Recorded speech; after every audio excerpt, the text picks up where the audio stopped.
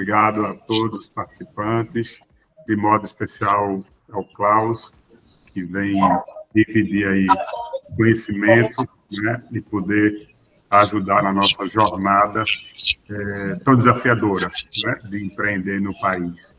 Então, Klaus, a você, a Anip, nosso agradecimento inicial, e pedir ao nosso amigo Vinícius, que vai ser hoje o nosso facilitador, que possa nos ajudar aí na condução.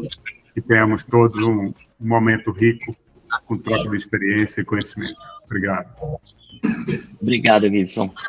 Olá a todos, acho que eu conheço a maioria de vocês, mas para quem eu não conheço, eu sou o Vinícius, eu sou da Voxcom, a agência responsável pela comunicação da Soban, e hoje eu estou tendo a honra de estar aqui com vocês nessa nossa jornada técnica tão especial aí com o Klaus.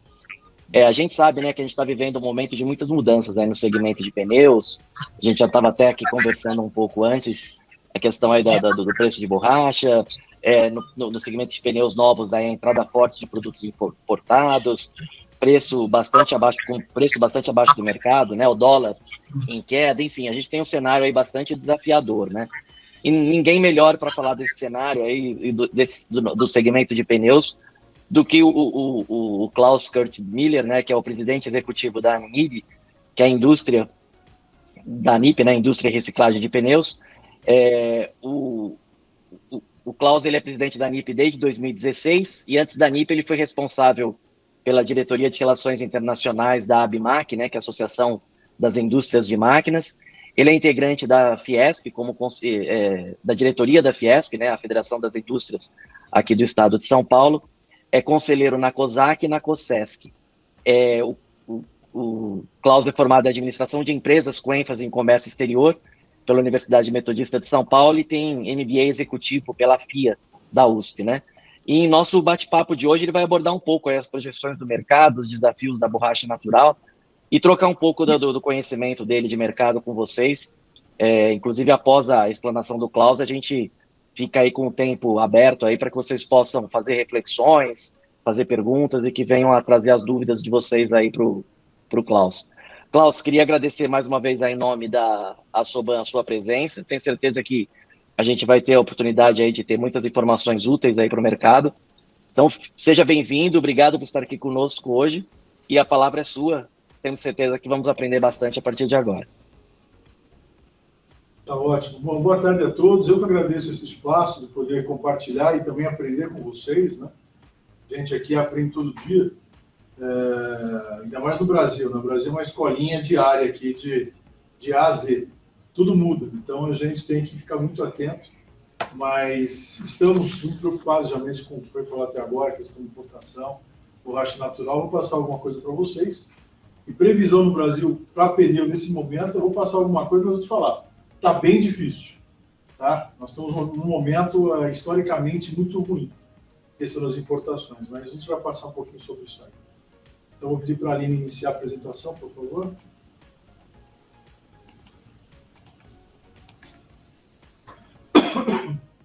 Desculpe minha tosse, é que eu estou gripado há uns 3 meses já. Então, está quase virando já um meio de vida aqui. Todos estão vendo?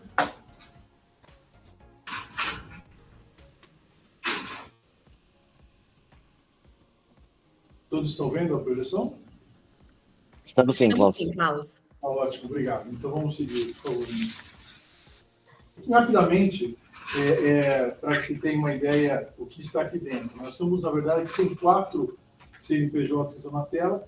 São CNPJs, entidades, vamos chamar assim, né? Que é a NIP em si, da indústria de pneumáticos do Brasil, ela representa toda a indústria de pneumáticos do Brasil. A Reciclanip, que trata da reciclagem do pneu, principalmente a coleta e transporte desse pneu, Brasil inteiro, tá? O Simpec, que é o sindicato patronal, que sempre acompanha as entidades setoriais, e a LAPA, que é uma entidade latino-americana de normas técnicas para pneus, aros e válvulas. Nós temos também no mesmo guarda-chuva, não cabe estar na tela, mas cabe vocês saberem, temos também uma operação, uma comercial aqui dentro, chamada Endap, que opera com o pneu, o processamento do pneu, a transformação dele em chip. Acho que retornou a apresentação. Ok? Foi no controle? Mais ou menos. Só um minutinho que está tendo algum problema aqui na apresentação.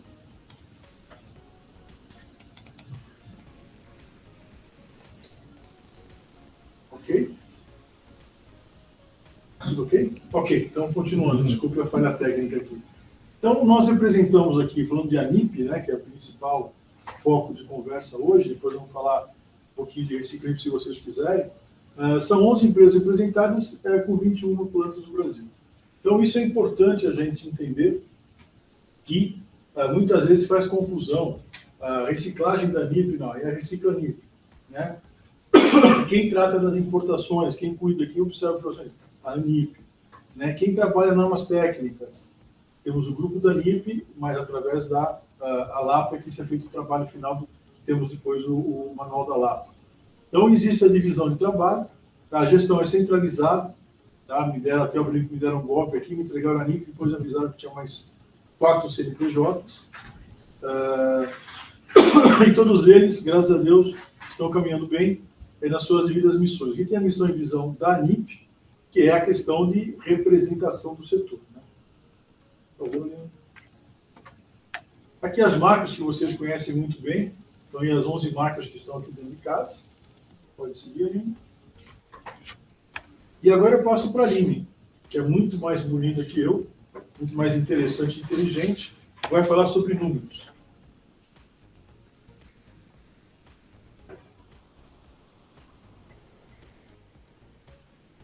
Boa tarde a todos. Meu nome é Aline, eu sou aqui da área de BI da ANIP. E começando para falar das projeções, a gente trouxe primeiro um resultado de como foram as nossas projeções no primeiro semestre de 2023. Como está aparecendo na tela, de modo geral, nossas projeções ficaram bem próximas, os resultados reais ficaram bem próximos do valor que havíamos projetado. Segmentos como passeio e pneus de carga, eles se aproximaram muito da projeção e moto e agrícolas tiveram um resultado melhor do que havíamos esperado, mas ainda dentro da máxima que estabelecemos. Moto é um mercado que desde o ano passado vem bastante aquecido. E a principal questão que nós tivemos no primeiro semestre foram as projeções para importação. A gente está vivendo um momento de surto de importações, principalmente em passeio e carga, e mesmo assim, os resultados que a ANIP havia chegado quando nós fizemos a projeção no final de 2022 se aproximaram muito dos valores reais que nós tivemos. E só para ressaltar, por exemplo, em passeio, os resultados do primeiro semestre, as vendas reais do primeiro semestre, as importações reais do primeiro semestre foram quase o dobro do que nós tivemos no primeiro semestre de 2022. Aline, desculpa te interromper, mas a pedido aqui do pessoal, se possível, por gentileza, aumentar um pouquinho a projeção para a gente visualizar os dados. Tá, só um minuto, eu vou... Ok. Obrigada.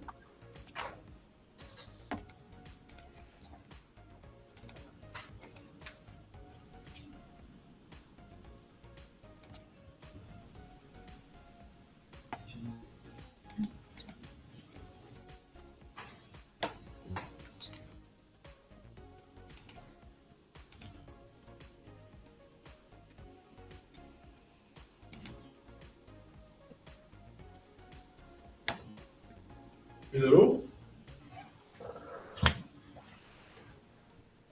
Ótimo. Então, voltando aqui, esses são os resultados que nós tivemos no primeiro semestre,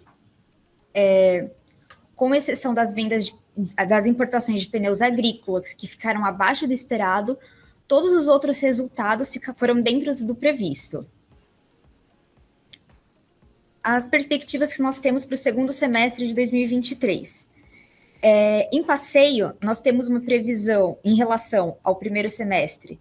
Nós temos uma previsão de crescimento nas vendas para reposição de 8,2% e uma leve queda de 1,4% nas vendas para montadoras, puxadas principalmente pelo desempenho mais fraco que nós projetamos para pneus comercial leve. Em carga, nós esperamos um crescimento em relação ao primeiro semestre de quase 3%, mesmo com um resultado negativo de cerca de 9% nas vendas de pneus de carga para montadoras. O mercado de moto, ainda que ele tenha se mostrado bastante aquecido, a gente espera talvez uma saturação desse mercado, então a gente tem uma previsão de uma leve queda de 1% para ele, mas ainda com resultados bastante expressivos, considerando o que nós tivemos no primeiro semestre. Pneus agrícolas, a gente prevê uma leve queda, um leve aumento das vendas, com resultado positivo principalmente nas vendas para reposição.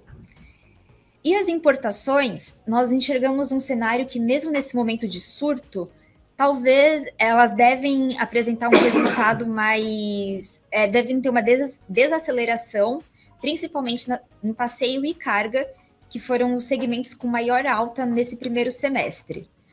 A exceção é pneus agrícolas, que deve ter um crescimento maior. O primeiro semestre já foi um pouco mais fraco do que nós havíamos esperado, então a gente vê um crescimento para esse segundo semestre.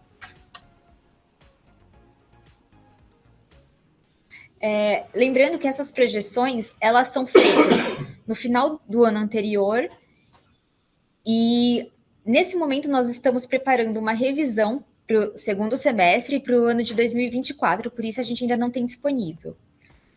Outro detalhe é que nós não temos, por questões de compliance, os números de vendas de pneus para montadoras em moto. Só para explicar a questão, os últimos pontos que a Aline comentou, nós temos uma regra que ela funciona da seguinte forma. Essas informações que nós temos internamente, elas são fechadas nesse nível que vocês estão vendo, e tem que ter 4 fabricantes, 4 players, e nenhum deles pode ter menos de 5%, nenhum 5% de participação. Então, algumas linhas, no caso aqui, motocicleta química original, ela não aparece, porque não temos não cumpre a regra de 4 players, cada um com mínimo 5%. Então, por isso que ele não aparece e não vai aparecer enquanto tiver uma alteração no mercado. Né? No mais,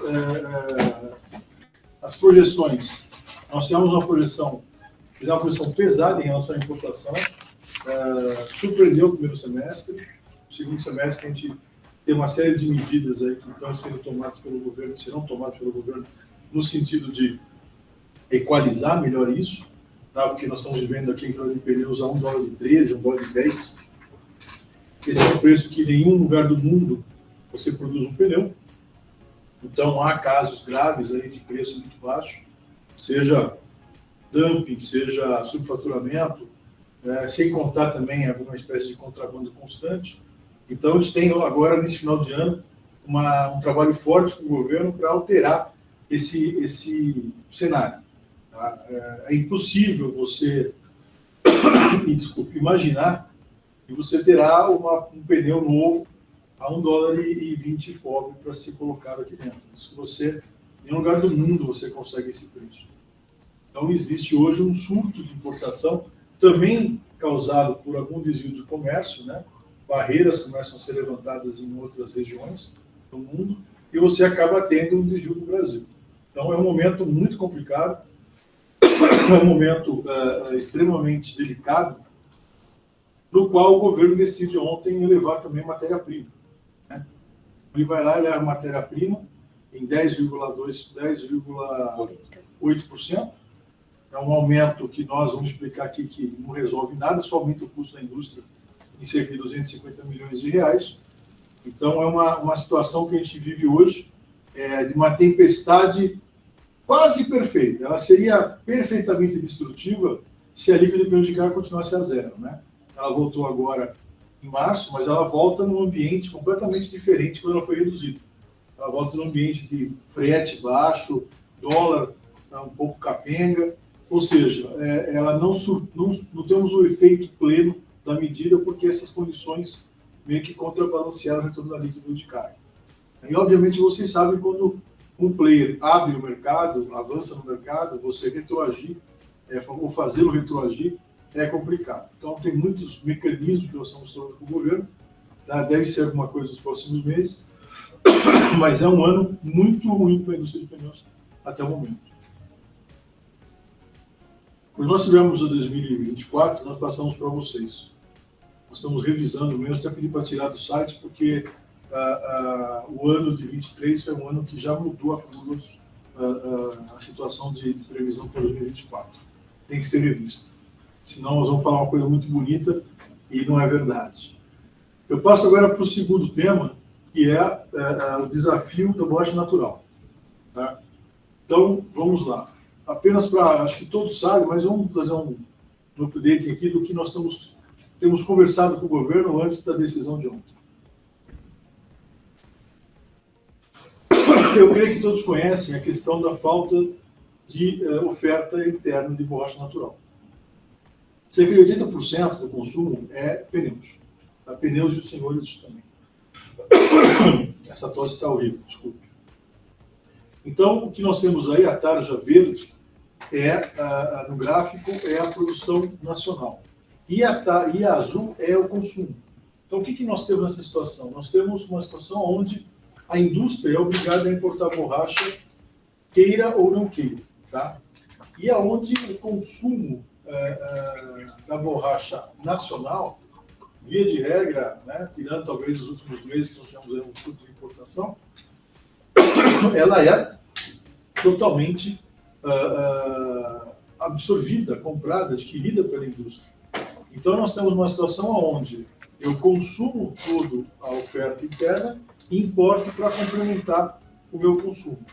Então, quando você fala de aumento de alíquota de importação de um produto, ela ocorre para proteger o produto.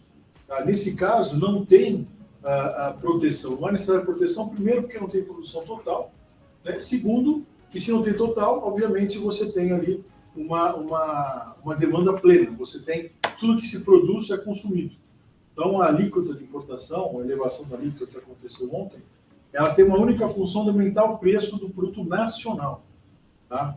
Então, vocês devem saber que o cálculo de preço envolve todo o custo de internação, e isso em comércio exterior e em economia é um tipo de aberração, você ter uma referência de preço aberta ao público, onde você coloca o custo de internação. Você pode fazer isso na sua empresa sem nenhum problema.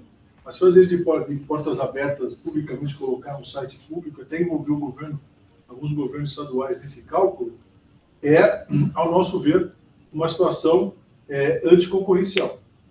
Mas, enfim, é assim que é, assim continua. E é isso que propõe, quando se propõe o aumento da alíquota, é para você mexer no preço interno. Não é para proteger a produção nacional. A produção nacional, ela não dá conta, ela é comprada, você não tem concorrência desleal com a importação. Nem leal nem desleal, você não tem concorrência, ela te complementa. Então, esse é um ponto muito importante, que inclusive os produtores e a CNA concordam, né? E com a maior cara dura fazem o pleito dizendo que tem que fazer uma alíquota para alcançar um certo preço no mercado interno. Quer dizer, é uma aberração total. E por que isso? Porque você tem a borracha natural separada da realidade da agricultura brasileira. Tá? No plano safra de quase 1 bi por dia, nada vai para a borracha natural, não se tem investimento em tecnologia na borracha natural. O MAPA, que é o Ministério da Agricultura, não tem promovido nenhuma melhoria no campo, nem um centavos do que faz para os outros setores, né? Mas mesmo assim, o que acontece é esse aumento da alíquota que repassa essa falta de competitividade para a indústria, né? Então nós vamos gastar aqui cerca de 250 milhões por ano a mais, nos próximos 2 anos, para dar um aumento, tá? Que é um aumento muito pequeno, tá? Que não vai resolver o problema do campo, mas vai trazer custo para a indústria. Quando, na verdade, o que nós precisamos é que uma pequeníssima parte dos investimentos do governo na agricultura vá para esse setor que tem um atraso muito grande em tecnologia, né? Eles estão com a tecnologia de 40, 50 anos atrás. Né? Se nós tivermos a agricultura toda nesse modelo, nem para o consumo interno nós produziríamos alimento. Então é importante a gente entender onde é que está o problema. O problema não está exatamente no produtor, está na falta de apoio ao produtor por parte do governo.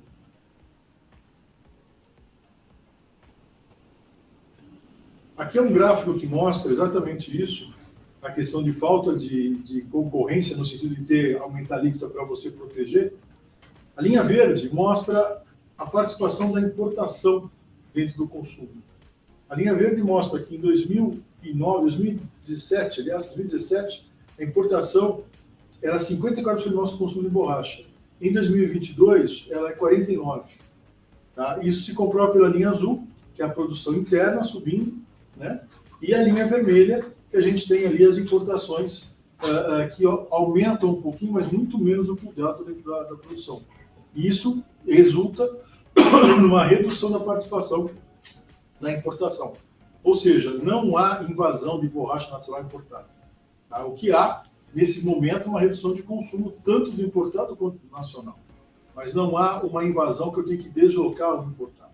Isso são dados da APABOR, da Associação Paulista dos Produtores de Lácteos e de Borracha. E essa lâmina é deles, tá? Para deixar bem claro qual é a origem da informação. E eles colocam ao lado ali o código de barra, as barras, o gráfico de barra, não precisa apagar não, né? Não é código de barra.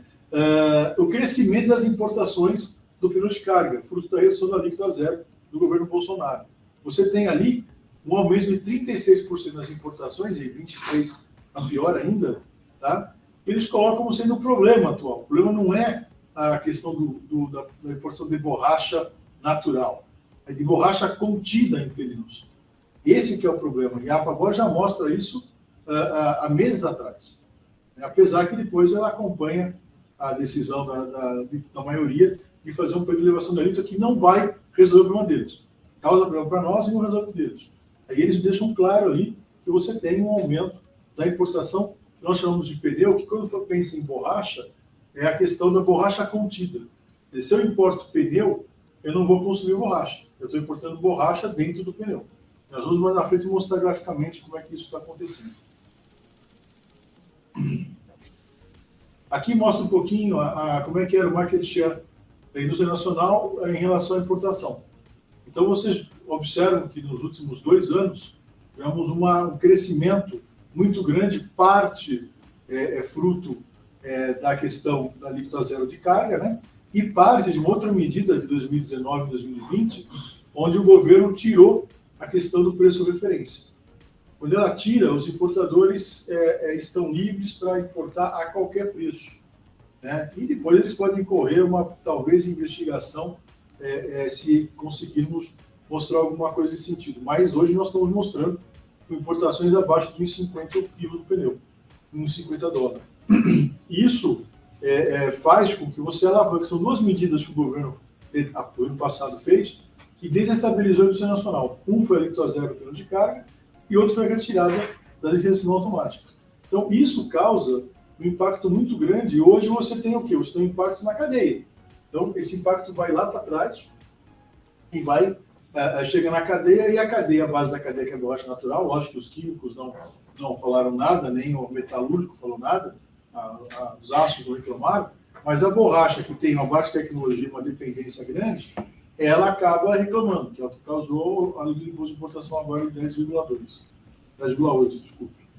Então, esse é um gráfico que mostra bem qual é a situação atual do nosso share, tá? Por isso que eu falei que, historicamente, é o pior momento que nós temos na indústria hoje. O passado, que eu mostrei agora no anterior, foi o período de carga. Esse aqui são todos os pneus, tá? Então, você percebe que aqui teve um momento até onde a importação superou o volume de vendas da indústria nacional. Então, uma inversão ali no começo de 2023. Isso é extremamente grave. Extremamente grave. Por quê? Se olharmos essa participação hoje da importação, eu posso dizer que eu tenho ali algumas fábricas que vão ter que se desligarem, né? Eu vou ter que... Não vai acontecer isso, mas vamos pensar teoricamente, eu posso desligar 1 ou 2 fábricas, porque o mercado não absorve mais o produto. Lógico que todo mundo vai reduzir, vai se adequar, você não vai fechar nenhuma por enquanto. Mas o mercado hoje não absorve o número de produção que nós temos hoje no Brasil. Isso é gravíssimo, né? Isso é gravíssimo. Estamos mostrando isso para o governo continuamente, porque é muito grave isso aí. Próximo. Aqui apenas pegamos um fabricante só, tá? sem dizer qual. Vocês podem observar aqui como é que foi o comportamento do estoque. Fazendo base em 100 de maio de 22, nós fechamos um estoque de 335 no final, um aumento de 235%, ou seja, o estoque mais que triplicou. O que significa isso? Significa que a empresa não parou de produzir, produziu talvez um pouco menos, mas não reduziu, não fez dispensa, não reduziu turno na maior parte do tempo, e acabou terminando com um estoque de 235% acima do início, pegando mais 22 como base. Tá? E aí é o que acontece com a produção. Aumenta esse estoque, a produção cai 23%. Quer dizer, a produção cai e o estoque aumenta. Então, é mais grave. Se tivesse uma produção de 100 em todo o período, eu teria aumentado 235 sobre uma produção idêntica. Mas não, eu aumentei o estoque produzindo menos. Então, a gente tem uma situação realmente onde a indústria está estocada e tem uma situação onde não se vislumbra uma redução do estoque, porque, obviamente, o pneu que está entrando é um pneu que, inclusive, na sua qualidade, acaba em preço, principalmente, acaba competindo com a própria reforma. Aqui é o que eu falei no começo, a questão da borracha contida. Aqui é bem interessante. A linha verde, você tem a borracha natural importada, ou seja, o que nós importamos de borracha natural. E a linha azul, o que se importa de pneu, já calculando aproximadamente o volume de borracha em cada pneu. Tá? Pegamos pneu de passeio, pneu carga, pneu agro, e ali tiramos o percentual do peso importado, que é o pneu, que é o percentual de borracha contida no pneu. Então, aliás, desculpa, eu falei passeio e carga, mas agro não está incluído, só passeio e carga. Nesse gráfico, vocês percebem o seguinte, que se importava mais borracha natural matéria-prima do que borracha natural em forma de pneu. No final do gráfico, você já tem ali 100 momentos onde a produção de borracha contida é maior do que a borracha natural in natura, como matéria-prima, e no final do gráfico ali, um momento que ainda ele se encontra e se mantém forte a importação de pneus, ou seja, de borracha contida. Esse gráfico foi mostrado para todos os ministérios que compõem a CAMEX, inclusive ontem para o ministro da Casa Civil, e tem espantado eles, apesar da decisão ter sido tomada, mas tem espantado eles. Isso mostra que a decisão de você aumentar custo, ela é estúpida na visão da cadeia. Porque se eu estou importando menos borracha natural e estou comprando menos no mercado interno, estou produzindo menos. Se eu aumento o meu custo, eu vou ficar mais caro. Eu estou mais fora do mercado ainda e vai importar mais pneu ainda e você vai ter uma redução de demanda e vai sobrar mais pneu e vai sobrar mais borracha no campo. Quer dizer, qual é a solução disso? Qual deveria ser a solução correta disso? A líquida de imposto de borracha natural não é, com certeza. Tá? Então, vamos falar um pouquinho disso. Qual é a solução?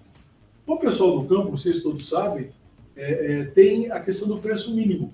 Né? Então, isso é muito interessante, eu queria ter isso também, mas nós não temos, né? Só a agricultura que tem. Então, se estabelece um preço abaixo do qual o governo vai fazer leilões, oferecendo o diferencial. Ele vai pagar para o produtor a diferença entre o preço vendido, se estiver abaixo, no caso de 4,46, que é a referência atual, e o preço que ele vendeu. Vendeu a 3 e o cara vai receber 8,46. Então, toda a borracha vendida, ela vai ser vendida a 4,46 desde que o produtor participe do leilão. Tá? Aí temos aqui uma outra forma de tempestade, nesse caso, eu diria que praticamente perfeito.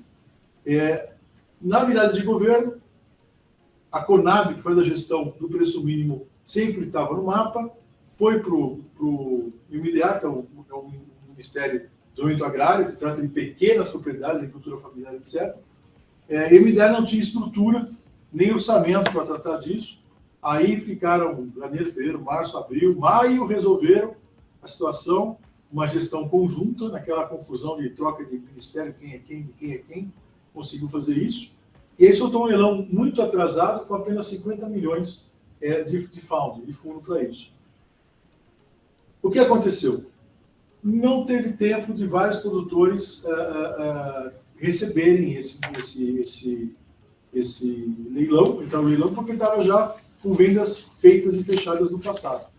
E um outro ponto importante é que as empresas, vamos chamar assim, as fazendas empresariais que vendem a borracha, elas não têm estrutura, a maioria não tem estrutura corporativa, estrutura de gestão para participar do leilão.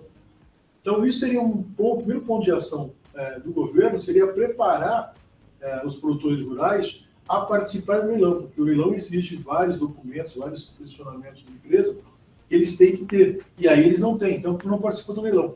Então, essa situação do leilão, além de ser um fundo baixo, né, 50 milhões para o Ministério da Agricultura, ele gasta em alguns segundos, quer dizer, isso é uma coisa que mostra muito bem como está sendo a situação do borracha natural no Brasil. Eu trabalhei para tentar antecipar esse leilão, melhorar a gestão, mas eles travaram naquela grande manipulação de ministérios que teve no começo do ano, quase no meio do ano, e aí soltou-se gestão complementar conjunta e saiu esse leilão pequeno. Outro ponto que não deveria parar os leilões, e pararam, né? Respeitaram as safras, deveria continuar e permitir, excepcionalmente, a questão do leilão retroativo. Então, esses são questões que agravaram, né? Se o preço mínimo estivesse funcionando, e melhor, se o preço mínimo fosse alcançável por todos os produtores, você não teria o problema da alíquota. Porque a alíquota, na conta deles, quando eles pediram 22% de alíquota, subiu de 3,2% para 22%, era uma conta de chegada. Eles queriam chegar a 3,79% no preço da borracha. E o preço mínimo já saiu pagando 4,46%. Então, a alíquota, se o preço mínimo da leilão da Conab fosse praticado, tivesse disponível, num valor correto, e as empresas estivessem qualificadas para o tal, isso, na verdade, é obrigação delas, mas deveria ter um auxílio do governo, a questão da alíquota não estaria na pauta. Porque por que você vai querer aumentar para 3,9 se você recebe 4,46? Né? Então, aí, na questão da borracha, foi uma tempestade perfeitamente. Tá? E aí, o fato de ontem. Né? Ontem nós tivemos a elevação, depois de muito trabalho nosso para evitar, mas foi inevitável, de 3,2 para 10,8. Teve um impacto de 250 milhões, aproximadamente, no nosso custo de produto. Tá? E para um período de 24 meses. Então, vai ser o dia oficial isso aí, vai estar valendo daqui a pouco. É uma situação extremamente negativa, desnecessária, não vai trazer para o campo o resultado nem próximo do desejável. Por quê? Tá? Uma coisa importante. O produto que foi majorado a alíquota é a borracha industrializada, não é o látex no campo. E por experiência própria, lá em 2017, quando aumentaram de 4 para 14, apenas metade, no máximo, foi repassado para o produtor agrícola. Então, quem recebe esse aumento de 3,2 para 10,8, ou 7,6% de aumento, quem recebe é a usina. A usina que vai estar apta a levantar o preço dela, conforme os cálculos aí pelos IEA da vida, etc, etc. Ela aumenta isso e ela repassa para o campo, na compra do látex, o quanto ela quiser. Se ela quer repassar metade, ela repassa. Se quiser repassar tudo, vai ser 7,6. Se quiser repassar metade, 3,6, 3,7. Quer dizer, é uma mudança de preço irrisória, perto do impacto que ele traz para quem compra a borracha. Quer dizer, ele causa um impacto para quem adquire a borracha, um adquirente que está numa situação complicada de mercado, né? O MAPA joga essa responsabilidade para a indústria, certo? E o campo recebe talvez metade de pouco, né? Que não vai resolver de forma alguma a questão do preço baixo na Bolsa. Eu volto a repetir, Bolsa é Bolsa, né? Você tem lá o minério de ferro da Ilan, a China dá um soluço, da Ilan compra menos, e você tem o minério de ferro caindo e a ação da Vale caindo ao mesmo tempo. Então, isso é um mercado de commodities. Soja, trigo, tudo isso é assim. O preço está em Chicago, por exemplo, não está no Brasil da soja. Então, o que a gente tem que entender é que a borracha é uma commodity, e commodity, como toda commodity, você tem que ganhar eficiência. Então, o que o Brasil fez na agricultura? Ganhou eficiência. Hoje, as máquinas, eu lembro do estado de São Paulo, você tinha cortador de cana. Não tem mais. Há 10 anos atrás eu vi máquinas já trabalhando praticamente sozinho no campo. Hoje já é carne de vaca. Né? Você tem gente encontrando fazenda da Faria Lima. Então, o que acontece? Essa tecnologia que reduziu o nosso custo e colocou a nossa agricultura bem à frente, isso envolve financiamento, envolve auxílio técnico, envolve tudo que você pode pensar na agricultura, como foi feito com muito sucesso, nossa agricultura, que viabilizou sermos o monstro que somos hoje na agricultura. Tá? Porque, majoritariamente, o que vai para fora é commodity. Na borracha, não teve nenhum esforço do governo em relação a isso. Então, você tem o quê? Você tem um setor que está totalmente à mercê da Bolsa. Se a Bolsa baixa de um certo ponto, vamos imaginar que seja 4,46, se a Bolsa baixa disso, né, o produtor fica abaixo do custo. Mas por quê? Porque o custo dele é alto. Né? Por que o custo é alto? Porque ele precisa receber o mesmo auxílio que a agricultura, demais agricultura, vamos dizer assim, as demais culturas da agricultura, ou a maioria das agriculturas agrícolas receberam. Então, é uma situação onde você vê que eles estão no mundo de commodity, mas vivendo com a tecnologia dos 70 ou 60. Então, esse é um problema grave do setor. Então, nós deixamos isso grave. Eu também fui um pouco a mais e critiquei o mapa entre vários ministérios, aí, secretários, etc. Critiquei porque, realmente, a solução está na mão deles. Né? Só que eles preferiram apoiar o setor para aumentar a líquida e, com isso, fazer a lição de casa do ano, né? Não resolvendo o problema da avicultura de forma alguma. Essa é a realidade que eu mostro para vocês, de quem passou os últimos 60 dias no front dessa discussão, tá? Em reuniões, materiais, enfim. Então, fizemos um trabalho, o PIB deles era 22%, nós mostramos que tecnicamente isso não era viável, porque a líquida é 16%, matéria-prima, por regra, é máximo 12%, por regra, né? Existem algumas exceções, e foi dado 12, que vira 10,8 com 10% da redução da terra. Então, essa é uma situação onde nós temos que continuar trabalhando e mostrar que, em certo momento, esse preço, essa alíquota não vai ser mais necessária. A tendência é, em algum momento, né, você ter o retorno do preço, talvez não aos níveis que foram passados, mas a níveis onde o nosso custo se encaixa, custo brasileiro de produção, né, que suba mais do que o preço mínimo. Aí, obviamente, nós vamos trabalhar a retirada dessa alíquota ou outros mecanismos que também estamos trabalhando para reduzir o impacto financeiro dessa mudança. E aqui que eu já falei é o efeito circular, né? Então, lá em cima, setor da borracha natural, peso Singapura, é a referência. Lá fora, então quem está em Vietnã, Malásia, Indonésia, China, compra o preço da bolsa. Aqui eu pago um imposto de importação. Então, isso me aumenta o custo, eu fico ainda mais caro do que eu já sou, tá? Quem subfatura fica mais longe ainda, consegue fazer mais negócios em relação à minha produção. Você aumenta a importação, aumentou a importação, reduz a demanda por borracha natural, porque se aumenta a importação, eu perco o share, eu compro as borrachas, e aí o campo tem o prejuízo da demanda. Já desconectei. Oi? Não. Ok? Então, esse é o efeito que volta. O aumento da alíquota, ele, na verdade, no final, ele vai voltar prejudicando a indústria, e a indústria envolve vocês também, prejudicando a indústria, ele volta com prejuízo para o próprio produtor de borracha. Tá? Esse é o que nós mostramos para o governo, mas, infelizmente, nem todos os ministérios têm consenso. E com isso encerramos e agradecemos aí a atenção de vocês e fico aberto agora para a gente bater papo, perguntas e respostas. Fiquem à vontade.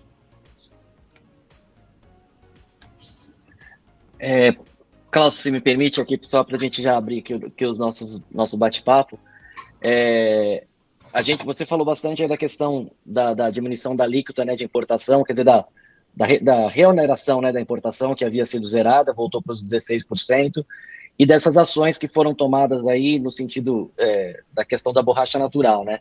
Você ainda acha que há espaço na questão de buscar algumas alternativas em termos de impostos junto aos órgãos governamentais, ou você acha que é um cenário que está posto e que é parte da indústria se adaptar a essa nova realidade? Não, na verdade, existe alguns mecanismos que estão na nossa mira, né? Um deles eu posso falar aqui, qualquer um que conhece um pouco os mecanismos de comércio exterior conhece a questão do desabastecimento, né?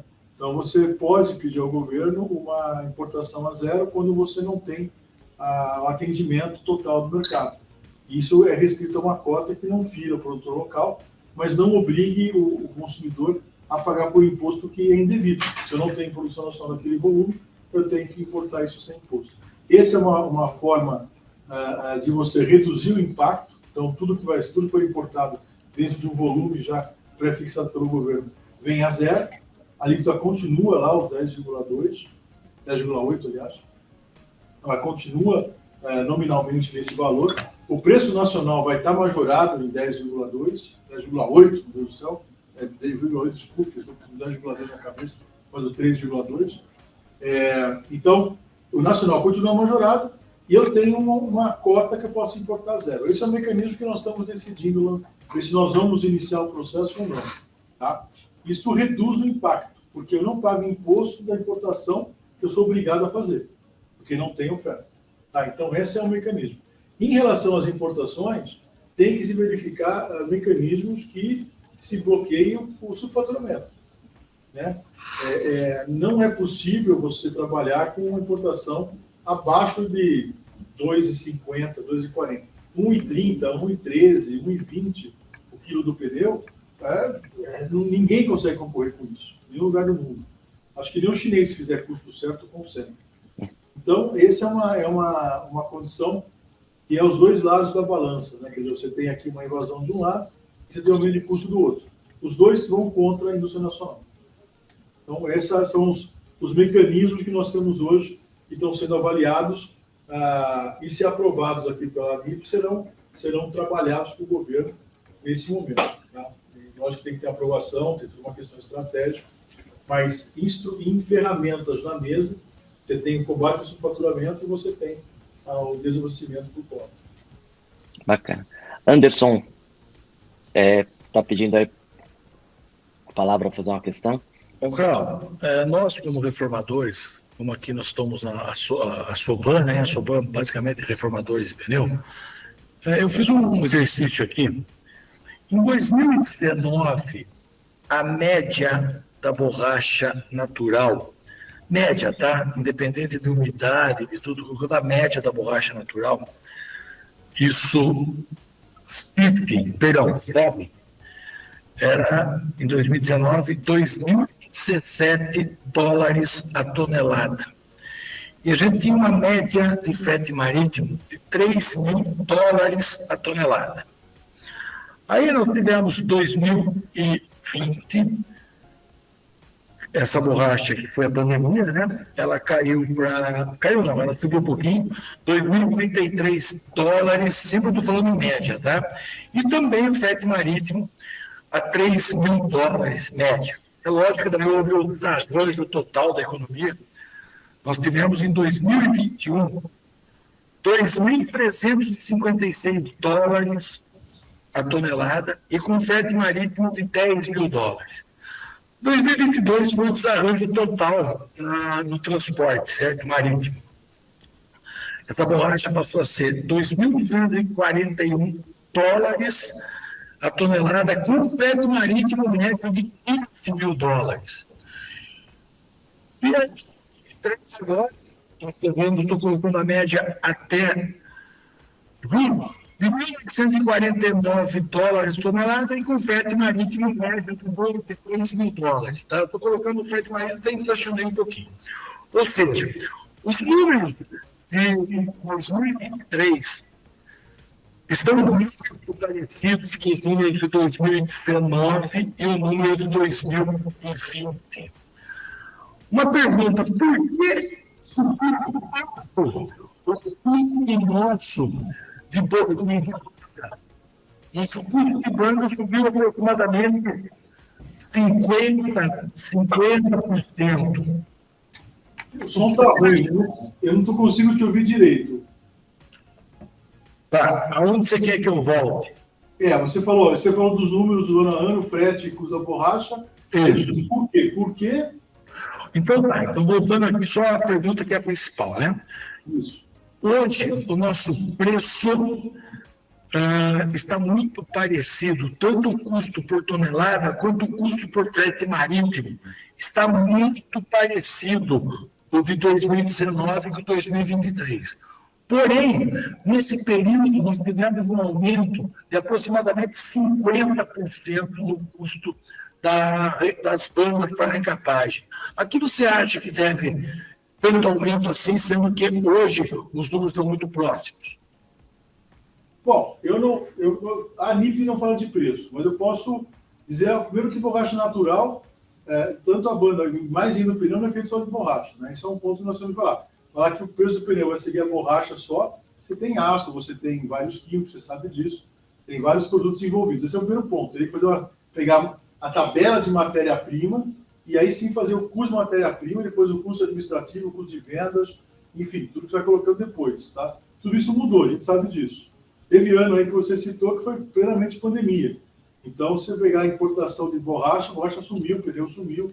Então, tem que tirar esses anos centrais da pandemia, porque eles são totalmente distorcidos, tá? Foi o que eu fiz, tirei esses anos. Tem que tirar. Tirei, não, comparando 2019 com 2023, tá? Então, agora, se eu vai fazer uma linha, uma proporção, eu falo, olha, a borracha com frete custava 10, hoje custa 10, porque aumentou o resto. Isso é uma pergunta que, primeiro que eu não tenho dados para te resolver, para te responder, porque eu não mexo com preço. A ANIP é proibida trabalhar com preço. Tá? Nem informação de preço aqui, se acontecer, a gente é mandado embora de imediato, assim, dia seguinte. Tá? Por compliance eu não posso dar de preço, nem de custo. Para você ter uma ideia, em relação ao subfaturamento, nós estamos fazendo um trabalho com os dados públicos do governo, para conseguir provar subfaturamento sem ter que levantar custo da indústria. Porque se eu quiser levantar custo da indústria, tem que levantar custo da indústria. Todo mundo manda esse custo para a Suíça, no black box, lá eles consolidam, fazem um médio e mandam para a gente. E nem isso está sendo viável para a questão de compliance. Então, nós não trabalhamos com preço. Para te responder, qual é a correlação do frete e da borracha natural, o custo final descolocado no Brasil versus o custo da banda ou do pneu, isso aí quem pode te responder realmente é a indústria diretamente. E cada um vai te dar uma equação, cada um vai te dar uma resposta. Tá? E a ANIP não fala de preço. Preço a gente está fora. Então, só para completar, se puder me ajudar, a borracha natural e o SBR, eles trabalham muito próximos. Eu não estou dizendo em valores, eu estou dizendo em percentual. Tá? Se a gente colocar um constante, o que em 3, 4 meses eles se corrigem em termos de custo, ou seja, se aumenta um, aumenta outro, se reduz um, reduz o outro. Você confirma isso? Eles trabalham muito próximo, chegam ao ponto que as linhas no passado, no futuro, até elas se encontram, né, em relação a preço absoluto, quero dizer. Tá? O látex e a borracha processada. A borracha processada de petróleo. A borracha processada na usina versus o preço do látex que está fazendo. Exato. Não. Eu estou falando do SBR controlado. Eu estou dizendo que quando um sobe, o outro sobe também, quando um cai, o outro cai também. Eu não estou dizendo de valor por tonelada, sim o valor absoluto deles. Olha, a gente não acompanha essa relação. Tá? Volto a te dizer, aqui o que a gente acompanha é o preço do látex, para poder entender o que o pessoal do látex está pensando, né? Para ver o que vai acontecer no futuro. Porque, como a gente já sabe, existe uma correlação de amor e ódio entre o produtor de borracha e a indústria pneumática. Tá? Então, se eu te falar, ela tem correlação, o preço do látex em relação ao preço do SBR, em relação ao preço internacional, em relação ao consumo de borracha na China. Essas relações a gente não faz. Por quê? Porque cada indústria enxerga isso de uma forma. Cada indústria analisa isso de acordo com as suas necessidades e suas capacidades. Por exemplo, uma indústria que está mais próxima do campo, ela tem uma visão dessa correlação de força. A indústria que só importa tem uma outra visão da questão de preço. O importante de preço de borracha no Brasil é entender que toda vez que essa conta que você fez, eles fazem igual. Tá? E colocam mais ainda o custo de importação e colocam mais ainda a fantasia, armazenagem e tudo mais. Quer dizer, o preço nosso interno, ele é completamente ligado ao preço externo. Não tem, demora 2 a 3 meses, às vezes, reclamam disso, favoram, não, usa o preço do agrícola de São Paulo, não usa da Favor. Essa relação, existe uma condição onde a gente, além disso, a gente não vai mais que isso, a gente não vai mais profundo que isso. Por quê? Porque você entra na estratégia individual de cada empresa. E toda vez que você entra em preço, que você entra em custo, a gente entra na estratégia individual. E aí a gente não pode entrar. Tá? Aí a MIP, ela se exime de entrar. Se perguntar para mim, agora a Pirelli comprou a Aviatec. Né? Então, o maior produtor de borracha industrializada é da Pirelli. O que vai mudar? Não sei. Ela não assumiu ainda. Quando ela assumir, ela vai criar uma estratégia dela.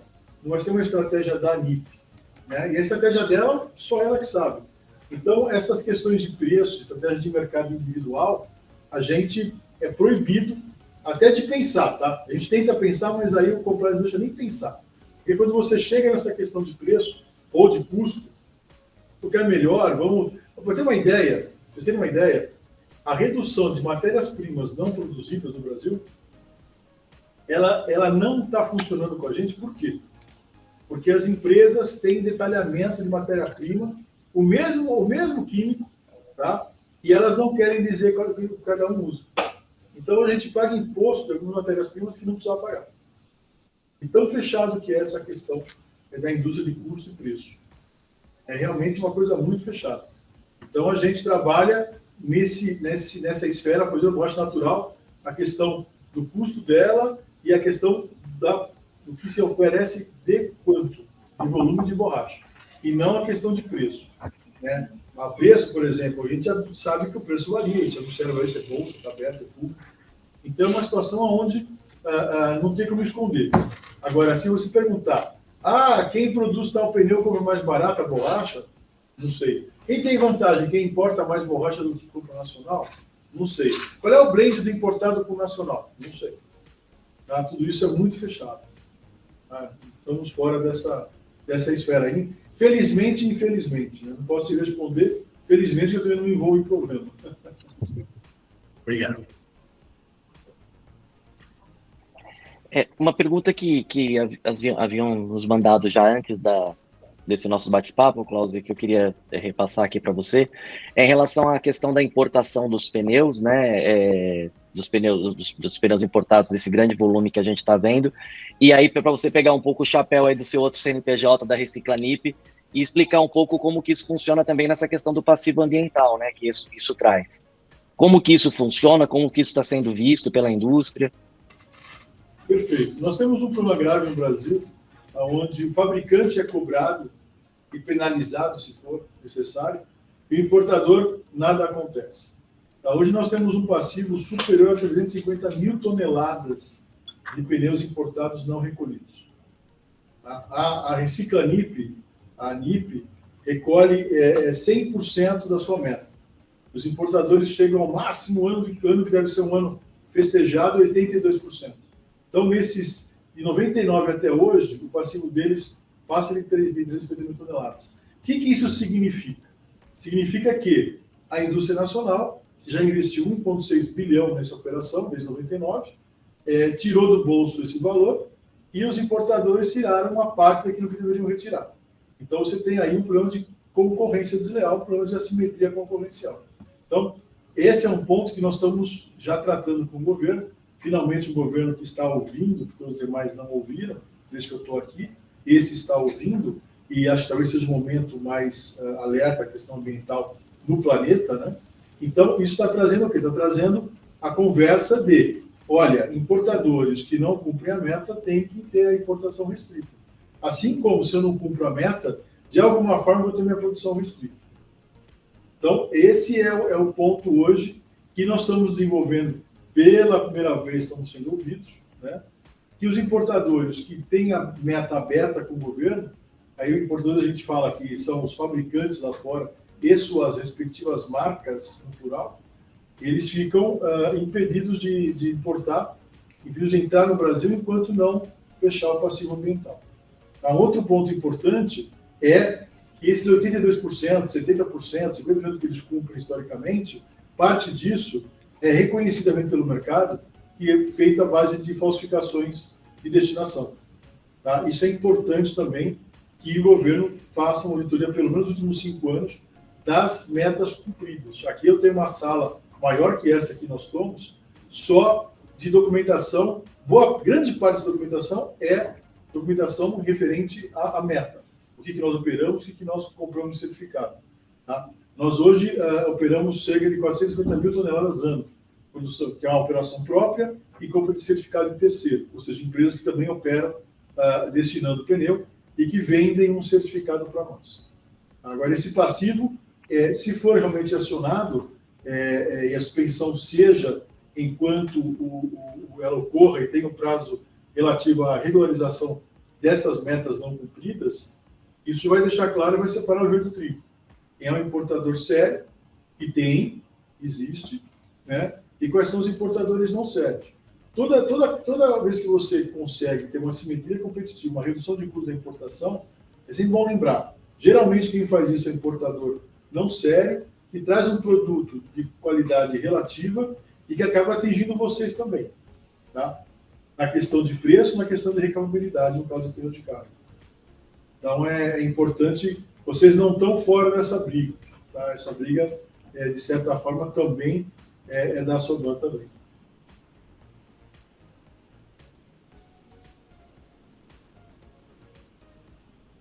Mais perguntas? Estou à disposição. Se o pessoal não tiver nenhuma, só queria emendar uma outra questão aqui.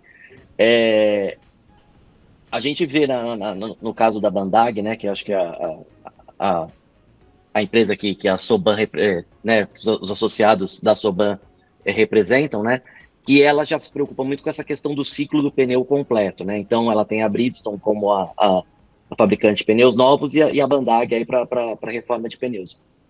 Você acredita, isso já é uma questão mais pensando em futuro, né? Que é que com essa questão ambiental, até com essa questão de talvez as indústrias terem que repensar um pouco os seus modelos, até por todas essas questões que você nos abordou, você acredita que esse é um modelo que talvez passe a ser cada vez mais comum da indústria para se preocupar com todo o ciclo do pneu, desde do produto novo até a reforma do pneu? Eu diria que a preocupação vai até a reutilização do pneu. Né? A reforma ela é um fator muito importante para você alongar a vida, né, da carcaça, reduzir consumos de vários componentes que têm carbono, inclusive. Né? Então, ela tem uma função importante de alongar a vida da carcaça. Isso ambientalmente é muito positivo. Mas no final da vida entra novamente a indústria. Então, o ideal para a indústria, o ideal para todos nós, não a indústria só, mas para todos nós, a Soban, consumidor, país, é que você feche o círculo, que o pneu volte a ser pneu, né, na maior parte possível dele. Então, tem tecnologias sendo estudadas fora do Brasil, várias tecnologias para desvulcanizar o pneu, né, para você separar o pneu, o aço, a borracha, enfim, as suas partes, para você conseguir ter uma massa que seja reaproveitada na produção de pneus novos. Esses processos ainda são economicamente complicados, vamos chamar assim, tá? Complicados envolvem também muito caro. Então, o que a gente tem hoje no Brasil é um círculo que quase fecha, mas não fecha. No final da vida, depois de ter a reforma como um grande fator de alongamento e de economia de insumos, né? Energia, matéria-prima, etc., etc., quando você vai fechar, não fecha. Ele vai para a cimenteira, ou ele vai para o piso da quadra, ou ele vai para o asfalto borracha, né? Então, ele não volta para ser pneu. Falta fechar isso é um fechamento global, tá? Não é só no Brasil. Então, hoje, o que eu posso dizer é que a Reciclamip é uma das maiores e mais, vamos dizer assim, de maior sucesso no mundo de operação de logística de reversa de pneus. Isso reconhecidamente por países europeus, Estados Unidos, já olharam o que nós fazemos, os custos que nós temos aqui, a forma de destinação, tá? E temos hoje um Reciclamip que é um case de sucesso global. Mas é importante, tá? A indústria não está amplamente feliz com a queima, por exemplo. Né? A queima, você queimar como coprocessamento do cimento, algumas matrizes não contam isso como uma destinação real. Isso não pode entrar no balanço, isso acontece. Tem algumas empresas que isso não está entrando. Se eu queimo, então não adianta. Se eu colocar como asfalto borracha, opa, aí eu estou reutilizando.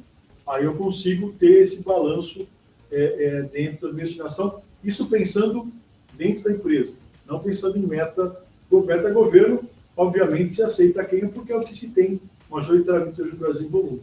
Mas no balanço da empresa, muitas delas, ou algumas delas, observam o coprocessamento, por exemplo, o cimento, a queima do pneu, que o pneu como combustível, eles enxergam que esse ciclo não só não se fechou, como também não se creditou dessa destinação. Isso é uma coisa que nós temos que vencer, temos que trazer novas destinações e, logicamente, futuramente, ter o fechamento do ciclo. Tá? Mas, atualmente, o que nós temos no Brasil é a cimenteira que queima isso com total garantia, com todas as licenças que que são necessárias, mas ela queima. Né? Você não está aproveitando o pneu exatamente com as características ou parte das características que ele tem. Você está usando só o poder calorífico do pneu. Né? E falando mal do aço que vai junto e que rouba calor. Então, isso é uma coisa que a gente ainda tem de desafio, que é trazer outras destinações que a indústria considere um fechamento, não de ciclo, mas um fechamento de destinação. Né? A destinação correta, reutilização, check. Queima, algumas colocam como não check. Então, esse é um desafio que nós temos, além do macro desafio de circularizar. Né? Aí você tem uma inteligência que ainda nós não temos, e tem uma tecnologia amplamente utilizada para fechar toda a massa, né, do pneu em pneu novamente. Esse é o objetivo final. Obrigado, Klaus. Ok. Mais perguntas à sua disposição?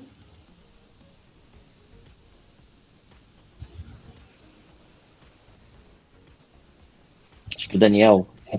Opa, eu queria saber a opinião, se ele sente algum tipo de retração do governo atual para se movimentar, né, sobre essa situação em que nós estamos vivendo, certo?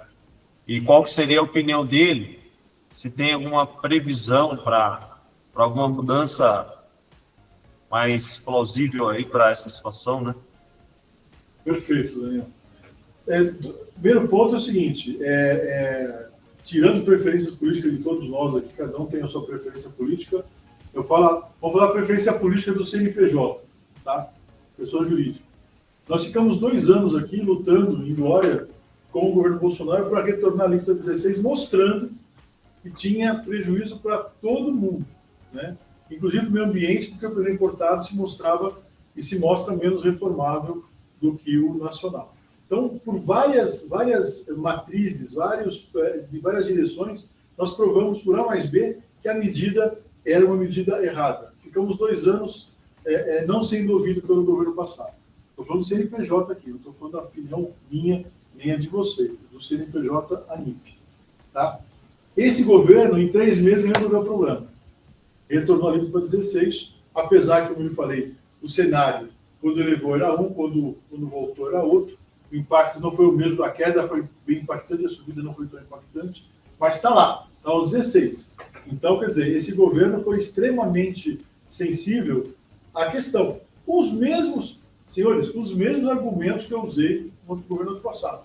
Nós começamos a trabalhar os argumentos com os candidatos, exceto o candidato à reeleição que nem recebia. Mas aos candidatos que estavam concorrendo ao pleito, ali nós falamos com todos eles. E todos eles concordaram com o mérito da questão. E aquele que ganhou, né, no caso ali, quem nos apoiou foi o ministro Geraldo Alckmin, que levou o pleito à frente e em 3 meses nós tivemos ali o retorno 16.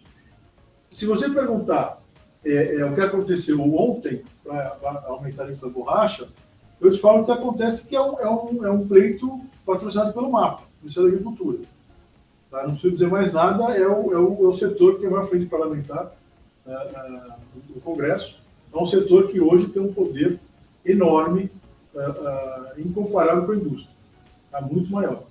Então, o governo, a posição do governo está sendo a seguinte, tá? Tirando essas situações extremamente anormais de você ter um ministério extremamente forte, uma situação política muito forte, tecnicamente o governo está apto a aceitar as posições. Nós temos o MDIC. Lembrando que o MDIC foi desfeito no outro governo, ele foi transformado no Ministério da Economia, e aí o ministro mandou a indústria sair do sofá. Então, nós temos o MDIC que hoje tem sensibilidade, voltou a ter, né, voltou a existir e tem sensibilidade industrial. Isso é muito importante. Tá? Vocês também devem ter isso à frente de vocês. Hoje, falar com o Geraldo Alckmin ou falar com algum secretário do MDIC é possível e você será ouvido.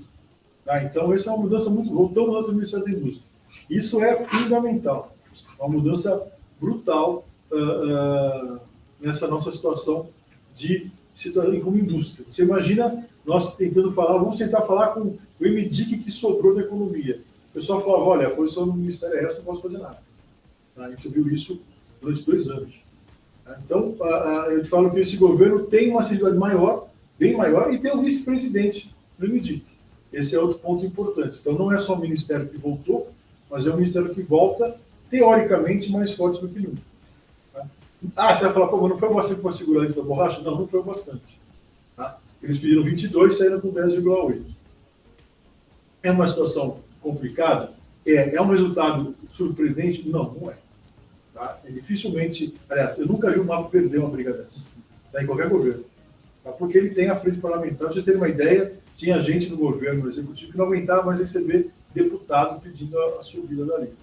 Nós não temos essa articulação política como indústria, nem como setor. Como indústria não temos. Então, o governo, sim, ele é mais receptivo, é muito mais técnico. Os técnicos têm liberdade para defender. Até o final, o MDIC, a Fazenda, a Economia, desculpe, o Planejamento, estavam apoiando o pleito, tá, de modo bem fechado mesmo, tecnicamente apoiando. Tá? Então, logicamente, politicamente, houve uma ação aí do MAPA. No MDA vai a rebote. Né? E a Casa Civil, que ficou dividida, acabou caindo para a agricultura. Então, esse é um momento que, no passado, isso, quando você teve a redução do pneu de carga, foi anunciado numa live. Tá? E 5 dias úteis depois, baixou ali. Então, você tinha um governo que ditava a situação técnica, e hoje tem um governo que analisa, te ouve. Obviamente, não é certeza que você vai ganhar, tá? Mas é certeza que você vai ter pessoas e ministérios que têm uma responsabilidade técnica de te ouvir e te apoiar. Isso, para nós, foi um grande avanço nesse novo governo. Eu te respondi tudo, Daniel? Tem mais algum ponto que eu não te respondi? E uma opinião sua, né, de uma previsão, se tem quando que isso, né, o mercado de fabricante nacional voltar a ter aí condições de retomar o share, né? Não sei. Aproveitando, eu estou emendando na pergunta do Daniel aí, o que você vê como próximas ações aí da ANIP frente a essas questões, né? As próximas ações nós retomarmos alguns mecanismos restritivos à importação, né, que foram desligados pelo governo passado e não religados ao governo atual. Retornarmos à Receita Federal, ações também de estruturamento a nível de receita, também é importante. Né? A responsabilização da meta ambiental, isso também vai trazer o impacto de balancear mais a concorrência. Né? E, obviamente, os processos antidumping que já estavam no caminho e continuam em rota. Tá? Mas o principal hoje é combater o subfaturamento. Esse hoje é o nosso ponto principal, e nós esperamos que em 90 dias o governo tome medidas. Lógico que eu não tenho esse poder de fazê-los realizar. A nossa expectativa de trabalho é em 90 dias essas medidas sejam parcialmente ou totalmente tomadas, porque a situação realmente hoje não dá para continuar como está. Tá? Então, essas são as ações, os primeiros tiros que nós temos que dar, porque o preço que está entrando, você pode classificar como subfaturamento. Então, é uma questão de fiscalização pré-importação e pós-importação.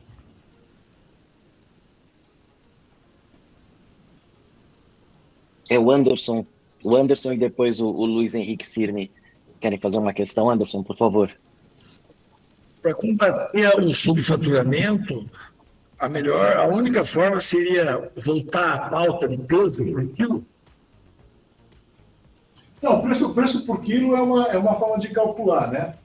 Por que a gente usa o preço por quilo? Porque na importação, o dado mais coerente e mais seguro para você usar é o peso.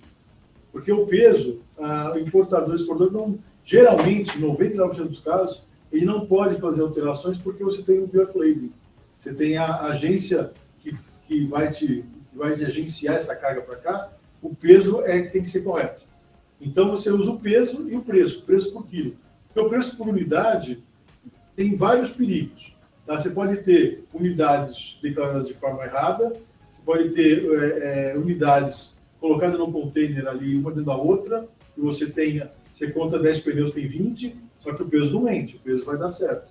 Então, o preço por quilo ele é um mecanismo de você controlar de forma mais segura o custo da importação real, sem cair em peças. Quando você vai para peças, a gente tem grandes problemas de valor em unidades de pneus, unidades de máquinas, unidades que você pensar.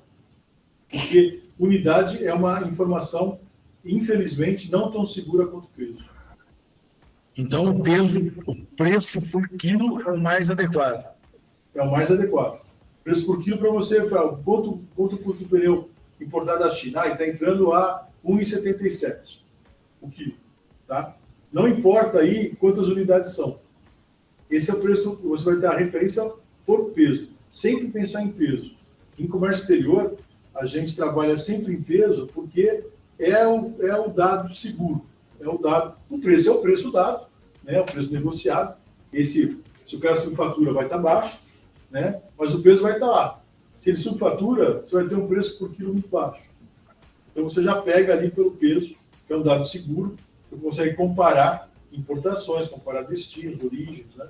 Então essa é a forma que a gente transforma tudo em preço por quilo. Perfeito.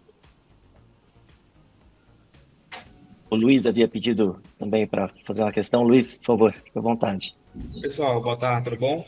Primeiro, agradecer a NIP pelo bate-papo, acho que é muito importante para a gente, enriquecedor. E a dúvida eu entendi a questão do governo atual sobre a volta do imposto do pneu importado, que foi bem mais ágil do que a demanda no último governo. Mas como é que o governo atual vê essa invasão de pneus importados, consequentemente a quantidade de carcaças sucateadas, descartadas no meio ambiente? Como é que ele enxerga isso? Há alguma preocupação? Fora o imposto de importação, há alguma medida que possa frear essa leva de pneus importados, fora apenas o imposto de importação? Olha, Luiz Henrique, falando de imposto de importação, hoje o preço é tão baixo que se você aumentar o imposto de importação, não resolve. Tá? Pra você ter uma ideia, o nosso imposto é 16%, né? Os vários tipos de pneu. A máxima alíquota que eu posso aplicar no Brasil, consolidada na OMC, é 35%. Tá? Se eu vou falar que eu aumentei 36%, já conta de 20%. Tá? Eu aumentei em 20%. Se eu pegar o preço hoje que entra o pneu e somar 20% nesse preço, eu não consigo chegar a um preço mínimo decente. Ou seja, se eu pegar o preço médio da China, que é 1,77, e aplicar 20% em cima dele, eu vou chegar aí a 2,10, 2,15, sendo que o preço mínimo, que seria o mínimo do mínimo, seria 2,60, 2,70. Então, a alíquota não consegue fechar a conta no subfaturamento. Ele é tão grande que você não consegue. Você tem que trabalhar com a questão de monitoramento do preço. Porque se você trabalhar com a alíquota, primeiro que se o governo te der alíquota é muito difícil, ele não vai te dar mais nada na vida. Tá? E no momento que a alíquota não resolve, não é um remédio para se tratar. Então temos que pensar exatamente na questão de referência de preço. Infelizmente, isso tem que ser feito porque a alíquota elevar hoje, ela não resolve o problema. Na questão ambiental, pela primeira vez o Ministério do Meio Ambiente se juntou a nós e pediu uma proposta, já mandamos a proposta. Agora nós vamos unir a IMIDIC com o Ministério do Meio Ambiente para fazer a regulamentação da trava de importação. Tá? Essa é a nossa próxima visita na CSEX, além de falar de importação, preço e tal, vamos falar da questão da ponte com o MMA, para que o CSEX bloqueie aquilo que o IBAMA demonstra que não cumpriu a meta. Tá? A primeira vez está uma boa vontade das partes, principalmente o MMA, que não tratava desse tema, fugiu desse tema. O atual vice-secretário Maluf abraçou o tema. Então, nós achamos que nos próximos meses teremos aí um andamento inédito positivo.